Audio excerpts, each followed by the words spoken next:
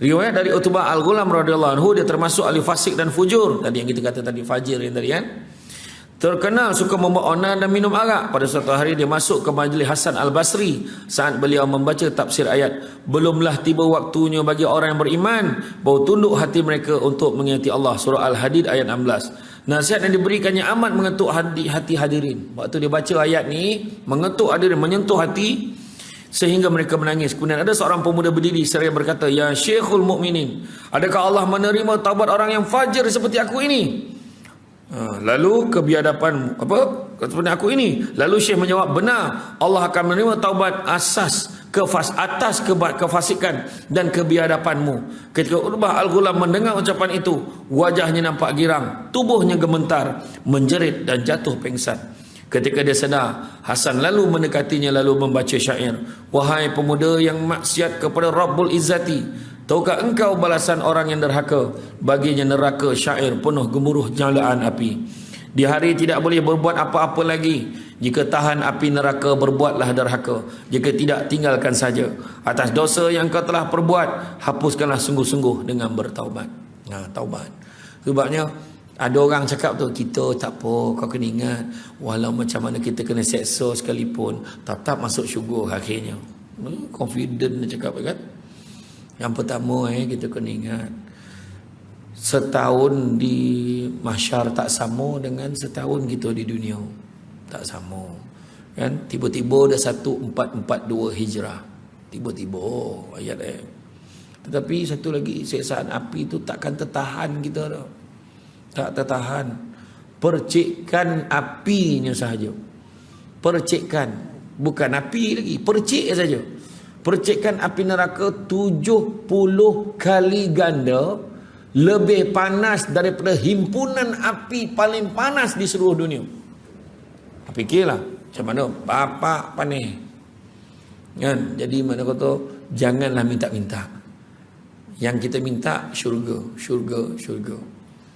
Dan Allahumma khtim alaina bihusnil khatimah wala tahtim alaina ya Allah bisu'il khatimah. Kita minta dengan Allah setiap kali doa, kita minta.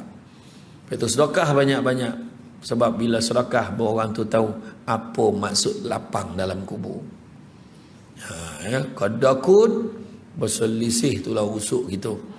Sebab duduk dalam kubur yang sempit. Mendengar syair itu, kembali Utbah menjerit dan jatuh pengsan. Pengsan sebab kegembiraan yang tadi. Dan ketika telah sedar, dia berkata, "Wahai Syekh, apakah Allah menerima taubat orang hina seperti aku ini?" Kemudian Syekh berkata, "Apakah dia terima taubat hamba yang membuat maksiat selain Tuhan yang Maha Pemaaf? Allah Maha Mengampun. Apa lagi yang kau nak?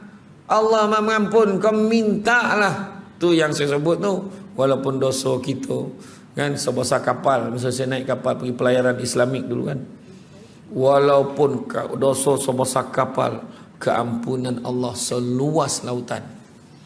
Saya masa pergi nak naik kapal tu, masa tu yang mana? Pergi naik yang mana? Yang Star Cruise ke yang Costa Victoria? Costa Victoria. Masa tu bayang berapa? 16 tingkat kan? 800 lebih bilik.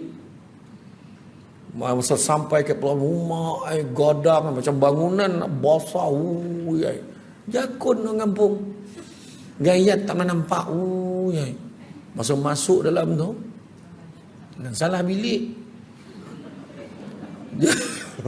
kotuk, alah tak mau, takkan, tak mau, cecet, tak mau, terbuka pintu tu, ada orang putih, apa package kau bagi kat Dan ni, saya cakap kan, rupa salah bilik. Rupa dia tingkat dia sama, nombor dia sama, kadang keliru-keliru kan? Tanya aja kan, keliru-keliru. Kita kena tahu naik kat mana. Ada lift kapal tu, tapi kita rasa besar benar. Tapi bila sampai kat tengah laut, tak nampak darat dah ni, keliling ni memang laut aja. Masa tu terasa kocik kapal ni, baik tenggelam kapal ni. Saya fikir la ilaha illallah. Ya, masa tu terasa macam tu, terasa. Itu yang paling seronok sekali. Momen yang paling menyeronokkan adalah apabila kita dapat peluang solat dekat atas kapal.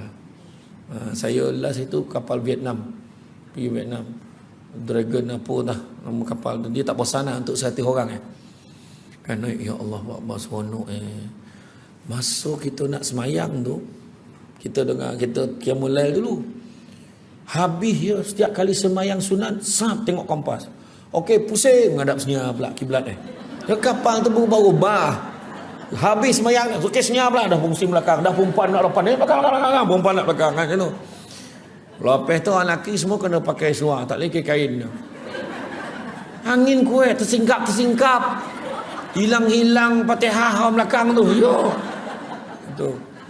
Tapi memang tu pengalaman lah. Lepas yang paling seronok bila kita semayang dekat dek atas tu adalah bila kita tengok macam mana matahari naik. Allahu Akbar. Masa saya pergi yang ke Vietnam tu, saya pergi ke apa nama tempat tu? Halong Bay. Halong Bay. Tempat King Kong tu. Jadi mana King Kong tak nampak? Tu tempat pengamaran lah. Ustaz tak ada King Kong ada. Yelah. Tanya kok ada. Tu saya cakap dengan anak saya tu, kau tengok duit lah. Kau tengok duit kotehnya. Apa bah? Kau nampak tak? Cukup tengok. Ramai orang tak perhati betul-betul. Kenapa bah? Kau tengok tu gambar KLCC tu. Ada gambar kan menara KLCC. Nampak? Kau nampak tak orang lap tingkap tu? Tak ada bah. Oh dia cuti ni. Lain kali lah kau tengok. Orang kena menghati ni. Abah ni. Dah tu lah gurau kan. Aduh hai. Kan jadi makna kata apabila diterima taubat hamba membuat maksiat selain Tuhan pemaaf, dia kata Tuhan Maha mengampun. Lalu pemuda itu menghadapkan kepalanya ke langit dan memanjatkan doa.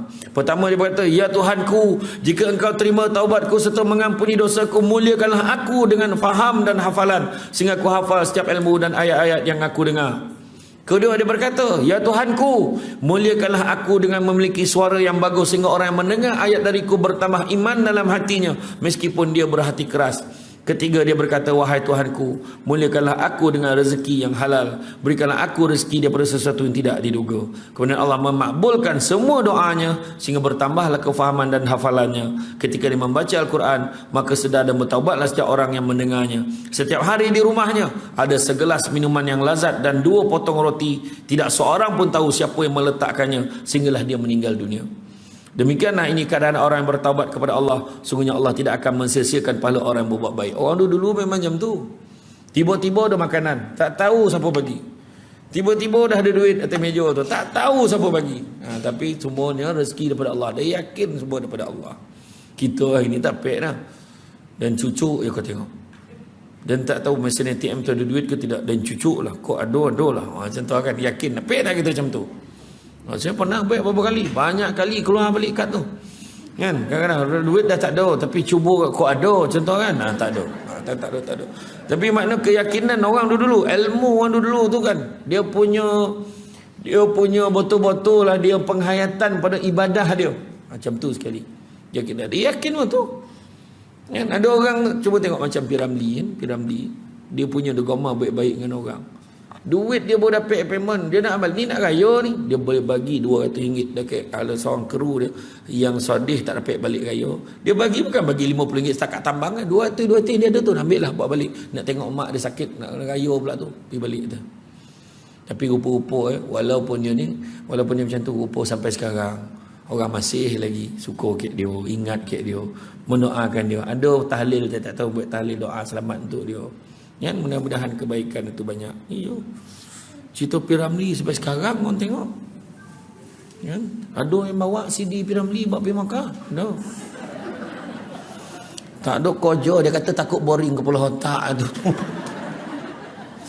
Buat takut boring ni bawa. Apa ditahan ke immigration Arab tu? Apa mana CD kau bawa ni? Kau dah tahan tunggu. CD orang Arab tu play lah tengok ke video tu. Golak-golak orang Arab tu tengok. Kan ada subtitle golak. Lepas tu dia kata okey tak apa boleh masuk, tapi CD dia tahan. Dia tu orang Arab tu tengok hari-hari. Ni yo cakap apa kan, tapi memang itulah dia kebaikan-kebaikan ni kan. Cerita Piramli kita tengok hari-hari kan. Tengok ada sekawan tu sampai hafal lah dialog Piramli tu dah. Cakap apa? Ingat dah. Kan ketika baca Quran. Okey dah. Ada sebahagian ulama ditanya, Apakah seseorang itu tahu bahawa taubatnya itu diterima atau ditolak? Macam mana nak tahu? Boleh tahu tak taubat itu diterima atau ditolak? Lalu ulama itu menjawab, tidak ada kepastian dalam hal itu, akan tetapi ada tanda-tandanya. Bagi orang yang diterima taubatnya, dia sentiasa akan menjaga dirinya dari maksiat. Dalam hati seolah-olah tidak ada kegembiraan dan sentiasa mengingati Allah. Dia macam tak kena gembira suka-suka benar, tapi dia ingat Allah selalu. Dia suka bergaul dengan orang-orang yang soleh dan menjauhi orang-orang yang fasik. Jumpa campur dengan orang baik. Contoh datang kuliah duha di Masjid Ibn Abbas. Ni campur orang baik-baik kat sini ni. Mudah-mudahan kan. Ya. Dan dia menganggap banyak terhadap dunia yang dia menganggap banyak terhadap dunia yang sedikit. Walaupun dia sedikit, banyak tu apa? Banyak manfaat dari segi ibadah yang dia nak buat. Bukan kata dia bergembira dengan dunia ni, tetapi dia menganggap sedikit pada amal akhirat yang banyak. Kan kalau dia beribadah tu dia rasa lebih banyak kan? Tak, ni sikit ni. Dia mengaji sikit ni. Tu sebab sahabat-sahabat sampai 70,000 kali istighfar sehari. Kita 1,000 tu kira banyak dah tu. 70,000. Kan?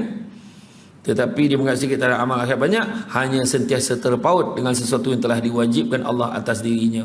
Dia menjaga mulutnya, selalu berfikir, bersedih dan menyesal atas dosa yang dilakukan. Jadi itu sebab perempuan yang dikasihi sekalian, mudah-mudahan kita menjadi golongan yang sentiasa bertaubat kepada Allah.